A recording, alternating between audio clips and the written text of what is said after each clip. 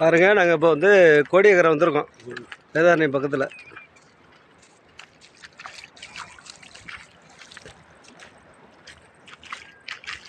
ஐயா இங்கே வரியா? இங்கே பாருங்க, எங்கள் அண்ணன் விட்டு பேரப்பில்ல.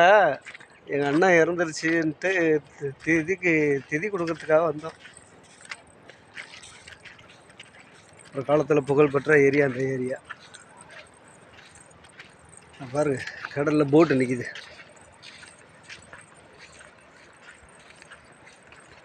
கடலில் மீன் பிடிச்சிட்ருக்காங்க.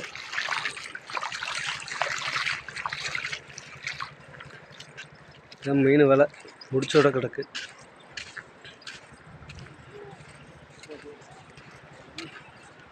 அந்த ஒரு பறவை ஒன்று நிற்கிது பாருங்க, வேறு என்ன ஃப்ளமிங்கோவா? வெளிநாட்டிலேருந்து பறந்து வந்து இங்கே இருக்குது. இங்கே சரணாலயத்தில் இருக்கும் போல இருக்குது. இருந்துட்டு இதே சீசனில் ஒரு வருஷம் கழித்து போயிடும். அது பல 1000 கிலோமீட்ரு பறந்து வரும் போல இருக்கு. ஆமாம் ஆமாம் ஆமாம். இப்போ மழை டைமுங்கிறதுனால உங்களுக்கு அந்தளவுக்கு இதாக தெரியுது. இது பாருங்க, வேதாரண்யம் லைட் ஹவுஸ்.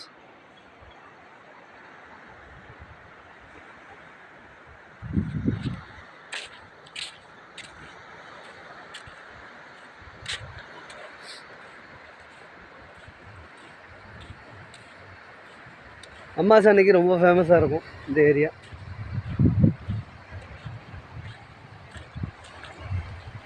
இப்போ வந்து ஒன்றும் பார்க்க முடியல.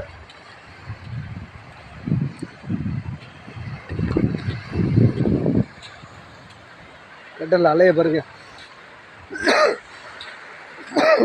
கடல் சீற்றமாக இருக்கிறதுனால கடுமையான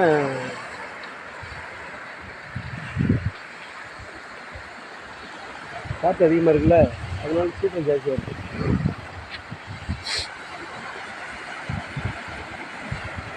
நான் அடையாளம் தெரியறதுக்காக இது கட்டி விட்டுருக்கிறது பாருங்க. கடல் இல்லை.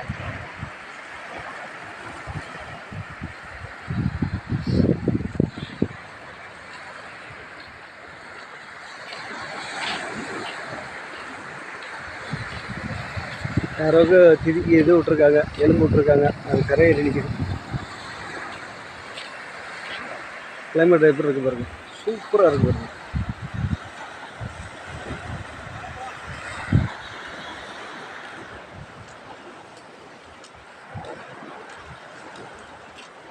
கோடிக்கரை இப்போ அதுதான் மீன்பிடி துறைமுகம்.